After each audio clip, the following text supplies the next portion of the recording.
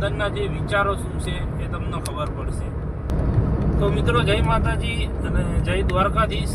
ફરીથી સ્વાગત છે તમારું આપણા એક નવા બ્લોગમાં. અને આજે હું નાનકડી વાત લઈને આવ્યો છું તમારી આગળ.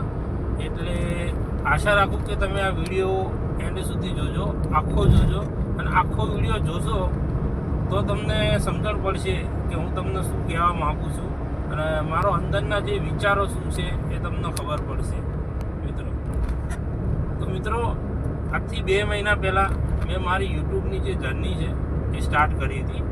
હવે એ જર્ની સ્ટાર્ટ કરી ત્યારે મને અંદરથી એવું થતું હતું કે ખરેખર હું આ કરી શકીશ કે નહીં કરી શકું, મારાથી થશે કે નહીં થાય. પણ કન્ટિન્યુ 2 મહિના મહેનત કરવા પછી મને તમારા બધા તરફથી એક સારો રિસ્પોન્સ મળ્યો છે. ઘણા બધા લોકોએ સબસ્ક્રાઈબ કર્યું, ઘણા બધા લોકોએ વિડીયો લાઈક કર્યો છે. મારા વિડીયો તમે જુઓ છો, બધી વાત બરોબર છે. પણ મિત્રો, એક એવી વાત છે કે જેમાં મારે તમારા સપોર્ટની થોડી ઘણી જરૂર છે. કે સપોર્ટ એટલા માટે જોઈએ છીએ કે મારે છે ને ડેલી બ્લોગ બનાવવા છે.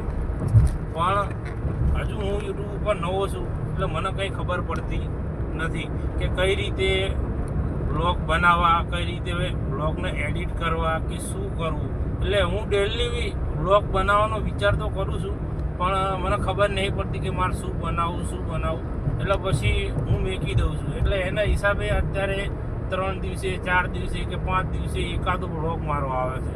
તો હું તમને એક રિક્વેસ્ટ કરું છું કે તમે બધાએ મને જરા કોમેન્ટમાં થોડું સજેશન આપો તમારું, અને મને એવું કહો કે મારે એવું તો શું કરવું જોઈએ કે જેનાથી હું ડેલી બ્લોગ બનાવી શકું અને તમારી બધા જોડે હું શેર કરી શકું મિત્રો.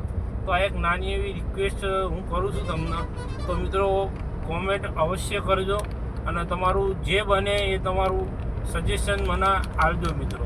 કે તમે સપોર્ટ કરશો તો જ હું આગળ વધી શકીશ, અને તમારા સપોર્ટ વગર હું નહીં પણ કોઈ પણ વ્યક્તિ આગળ વધી શકતો નથી. કે પબ્લિકનો સપોર્ટ ના મળે ત્યાં સુધી કોઈ વસ્તુ શક્ય થતી નથી. એટલે મારી એક તમને નમ્ર વિનંતી છે કે તમે બધાએ આગળ આવો અને મને યોગ્ય રીતે કમેન્ટમાં જણાવો કે મારે શું તકલીફ છે અને કઈ રીતે મારા બ્લોગ બનાવવા જોઈએ, કયા ઉપર બ્લોગ બનાવવા જોઈએ, એનું મને થોડું ઘણું સજેશન આપો. તો મળીએ મિત્રો નવા બ્લોગમાં. Thank you.